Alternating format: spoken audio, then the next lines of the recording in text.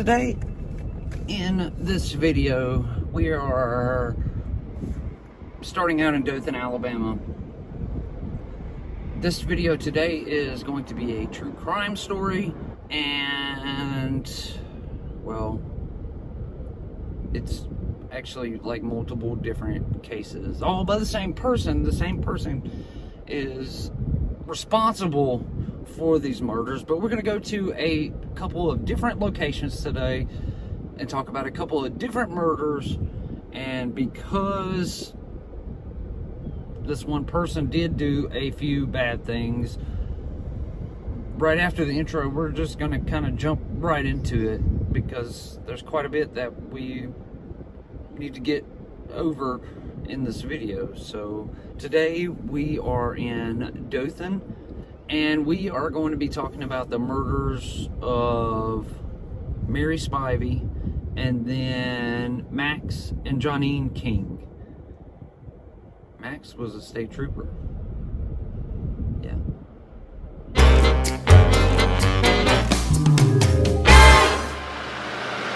In June of 1997, right here on this empty lot, there was it was like a convenience store, and it had a residence attached to the back of it.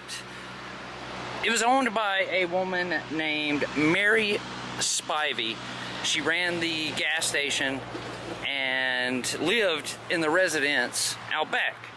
So on June the 24th of 1997, Mary Spivey's son, Ray Spivey, came to visit his mother.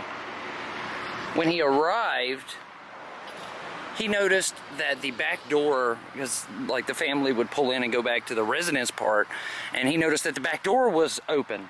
So he walked in, and as soon as he walked in the door, there he found his mom laying on the floor, dead in a pool of blood. She had been shot in the face. Ray calls 911, and as he's doing so, he walks up to the convenience store part and realizes that the cash register is gone and several other items are missing. And if you saw my video yesterday on the haunted Columbia City Cemetery, that is where Miss Mary Spivey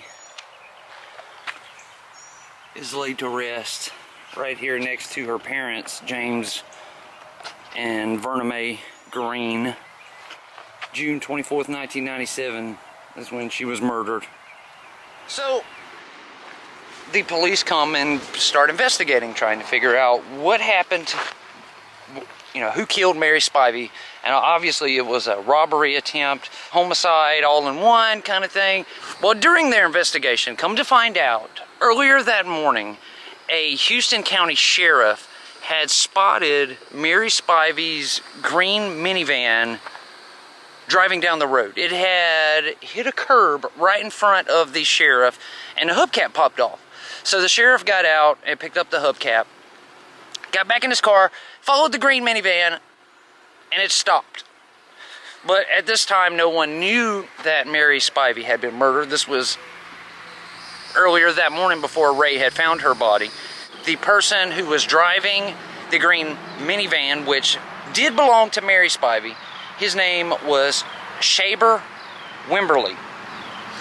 He claimed that Mary Spivey was his aunt, and the sheriff just let them go. He had no reason to suspect anything otherwise. A few hours later, an emergency call came in for a vehicle that was set on fire in this vacant lot. Come to find out, it was that green minivan. There was no one inside of the van. It was empty, but it had burned to the ground.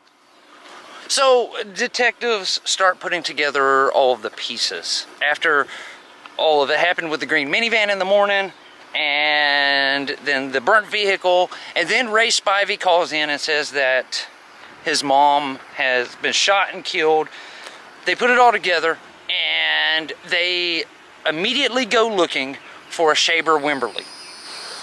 They eventually catch up to Shaber Wimberly, and take him into custody. And when they do, not only does he have gas cans in his car, but he also has a large wad of money in his pocket. So Shaber Wimberly is booked into the Houston County Jail on murder charges, and anytime there is a violent felony or anything like that, they always check your DNA. When they took his DNA and punched it into their system, they got a hit. Shaber Wimberly's DNA and fingerprints were collected from the scene of a double homicide here in Midland City, Alabama. Now, I told a story from here in Midland City before. There was a guy who hijacked a school bus full of kids and held one hostage, and it was national news and all that stuff. I will link that video up here. So I have been here in Midland City before, but this is a completely different scenario. This murder, like I said, was a double homicide, and it was of a married couple. A retired state trooper named Max King and his wife, Janine King, were murdered right here in their home in January of '97. The murder took place just a couple of months before the murder of Mary Spivey. They had no leads, no suspects, but they collected fingerprints and DNA from the home. It was another robbery / murder. The Kings at this point were more elderly. Max had retired as an Alabama state trooper, and then that night someone knocked on their front door. It was an accomplice of Shaber Wimberly's named Calvin Butler. He had Calvin knock on the front door of the King's home.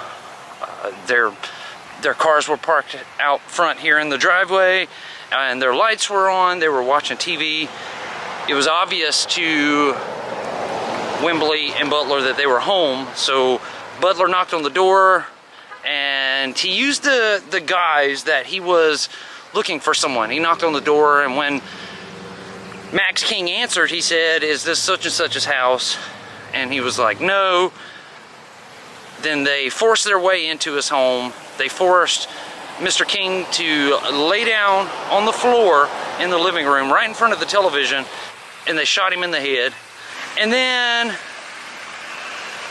they forced Janine King into the kitchen to fetch her purse. They took all the money from it, and then they shot Janine King in her head, along with the money from Mrs. King's wallet. They also took Max King's wallet that had money in it, a .357 revolver, a .30-30 rifle, a toolbox full of tools, and a safe that contained quite a bit of money. It was a burglary, robbery, home invasion, double murder, all in one. And they had no clue who had done it until Shaber Wimberly murdered Mary Spivey near Columbia. Now, Calvin Butler, he avoided a trial by pleading guilty to 5 counts of capital murder and testified against Shaber Wimberly, and he avoided any kind of death sentence. So Shaber Wimberly would go on to trial with Butler testifying against him, and he was found guilty and convicted of all 5 counts of capital murder. At the time, he was 17 years old, which meant he could not get the death penalty. So he was charged with life in the Alabama State Penitentiary without the possibility of parole, which is where he still sits to this day. Shaber Wimberly is, he's locked up at what I guess you would call it Alabama's most notorious prison at that. He is spending his life sentence at the Holman Correctional Facility in Atmore, Alabama, which, you know, they've done like the TV show Locked Up and all kind of stuff from there. It's a very dangerous prison, and that's where he's serving his life sentence. Unfortunately, no matter how long Shaber Wimberly and Calvin Butler sit in prison, those lives can never be brought back. That is going to do it for this episode today, and the murders of Mary Spivey, Max King, and Johnine King. I want to thank you all so much for watching. I really appreciate it. If you're new here, go down and hit that subscribe button. Then hit that notification bell so you get notified every time I upload a video. There's a big tractor driving by, making a lot of noise. If you want to help support the channel, check out the links in the description box below. It helps us keep making videos like this. Thank you all so much. I will see you again tomorrow. Please stay safe and stay healthy. Much love to you all.